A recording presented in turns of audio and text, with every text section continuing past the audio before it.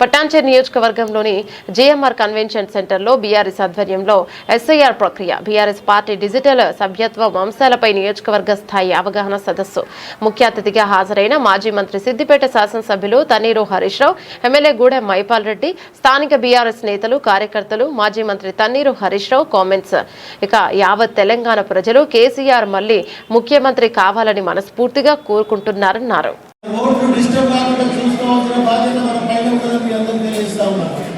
దాంతో పాటు TRS party సభ్యత్వం గురించి మనం దాని పెద్ద ఎత్తున నియోజకవర్గంలో 2 లక్షల టార్గెట్ అనుకున్నాం. 2 లక్షల టార్గెట్ సభ్యత్వాన్ని నామోదు చేసి హరిజనకు అప్పగిస్తామని మీ అందరికీ మాటిస్తామని అందరికీ మాటిస్తామని.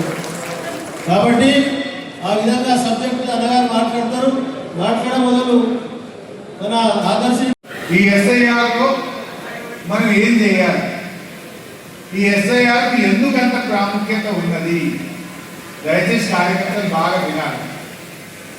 దీని బడ్జెట్ నిన్న మొన్న ఈ మధ్యకాలంలో కొన్ని రాష్ట్రాల్లో ఎన్నికలు జరిగినాయి. పశ్చిమ బెంగాల్లో 90 లక్షల ఓట్లు తీసేసిందట. మమతా బెనర్జీ గెలవకుండా ఆగం పట్టించిందని మనం టీవీలో చూసాం, పేపర్లో చూసాం. అస్సాంలో ఓట్లు తీసేసిందట, రిజల్ట్ 8-5 అంటున్నారు. తమిళనాడులో ఓట్లు తీసేసిందట, ఫలితాలు తారుమారైనవి అంటున్నారు. ఎక్కడెక్కడైతే ఎస్ఐఆర్ ప్రక్రియ జరిగిందో చాలా చోట్ల కూడా ఓట్లు గోల్మాలైనవి. లక్షల ఓట్లు తీసి పడేసిండ్రు, దాంతో ఫలితాలు తారుమారైనవి అని అంటున్నారు. మరి ఏంది ఎస్ఐఆర్? ఏంది? ఇది కొత్తదేమి కాదు. 2002లో ఎస్ఐఆర్ ప్రక్రియ జరిగింది. మళ్ళీ 24 ఏళ్ల తర్వాత ఇప్పుడు ఎస్ఐఆర్ ప్రక్రియ జరుగుతా ఉంది. ఈ ఎస్ఐఆర్లో ఏం చేయాలి? కార్యకర్తలుగా, బూత్ లెవెల్ ఏజెంట్లుగా, ప్రజా ప్రతినిధులుగా, కౌన్సిలర్లుగా, మాజీ సర్పంచ్లుగా, కార్పొరేటర్లుగా మన బాధ్యత ఏంటి, ఎందుకు ఇది మనకు ముఖ్యమైనది బాగా అర్థం చేసుకోండి. ఇలా ముస్లిం మైనారిటీలో చాలా అనుమానాలు ఉన్నాయి, మా ఓట్లు తీసేస్తారేమో అని. మరి ఏం అసలు మనం ఏం చేద్దాం? మీ అందరికీ అప్లికేషన్ మామూలు వచ్చింది. గ్రామాల్లో అయితే అంగన్వాడీ టీచర్లు, మున్సిపాలిటీలో అయితే ఆర్పీలు, జిహెచ్ఎంసీ పరిధిలో కూడా ఆర్పీలు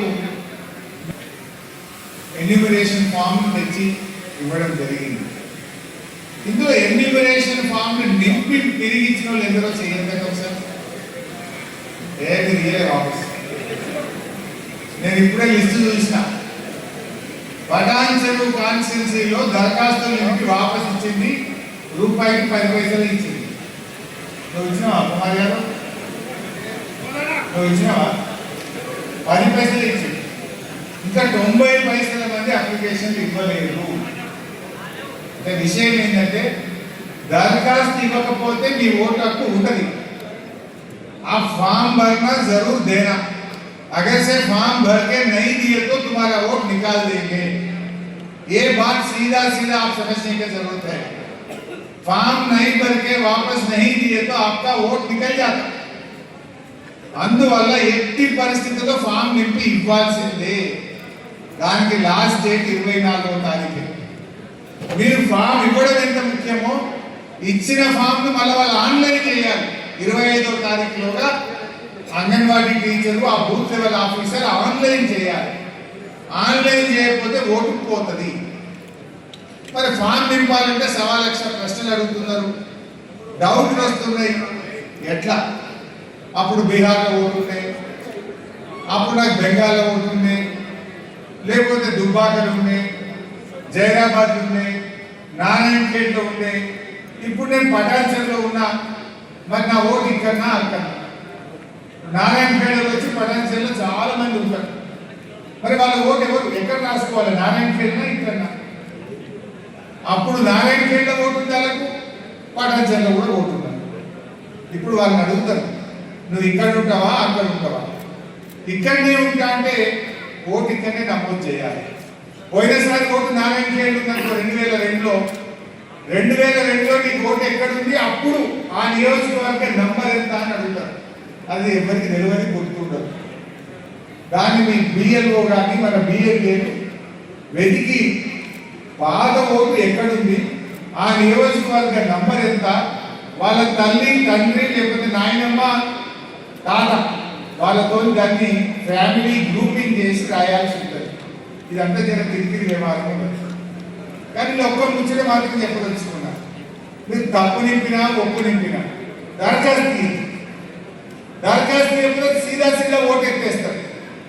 నింపి దరఖాస్తు ఇస్తే తప్పు నింపినామనుకో వాడు నోటీస్ ఇస్తాడు, నిన్ను అడిగినాకనే నీ ఓటు ఉంచాలన్నా తీయాలన్నా తీస్తాడు. ఫామ్ వేయలేదనుకో ఎత్తి పడేస్తాడు. దరఖాస్తు ఇచ్చినామనుకో నీకు డౌట్ ఉన్నా అనుమానం ఉన్నా నింపొచ్చినా నింపరాకపోయినా నీకు తెలిసిన కాడికి దరఖాస్తు నింపు, కాగితం ఇచ్చినామంటే నీ ఓటు ఆగిపోదు. నీకు చెప్పకుండా నీకు నోటీస్ ఇవ్వకుండా నీతో మాట్లాడకుండా నీ ఓటు తీసే అధికారం వారికి లేదు. కొంతమందికి ఏమంటారు, అరే నేను మొన్ననే గుమ్మడిలో ఓటేసి మళ్ళీ నేను ఇదే కాగితం నింపాలి. అరే 2 నెలల కిందనే ఓటేసినాయి కదా గుమ్మడిల కదా, మరి మొన్ననే ఓటేసి మళ్ళీ కాగితం నింపుకుంటే డౌట్ వస్తుంది. నువ్వు మొన్న ఓటేసినా నిన్న ఓటేసినా, మున్సిపాలిటీలు వేసినా, ఎమ్మెల్యే ఎలక్షన్లు వేసినా, ఎంపీ ఎన్నికలు వేసినా, నువ్వు ఎన్నిసార్లు ఓటేసినా ఇప్పుడు కాగితం నింపితేనే నీ ఓటు లేకపోతే లేదు. మరి చాలా మందికి నింపరాదు కదా, తెలుగు రాదా. మన పెద్ద మనుషులు కూడా ఎక్కడ చదువుకోవడం ఉన్నారు, మరి వాళ్ళకి ఎట్లా నింపాలంటే మన బూత్ లెవెల్ ఏజెంట్. మరి బూత్ లెవెల్ ఏజెంట్లు మనం పోతే అంగన్వాడీలు లేకపోతే ఆ బూత్ లెవెల్ ఆఫీసర్లు మనకి సహకరించలేమో కదా, బరాబర్ మీరు సహకరించాల్సిందే. ఇది రాజ్యాంగ ప్రక్రియ. ఎన్నికల కమిషనే రాజకీయ పార్టీలకు ప్రతి బూత్ లో అధికారికంగా ఒక ఏజెంట్ పెట్టుకునే అవకాశం ఇచ్చింది. బాగా మీరు బూత్ లెవెల్ ఏజెంట్ వెంట వెళ్ళాలి.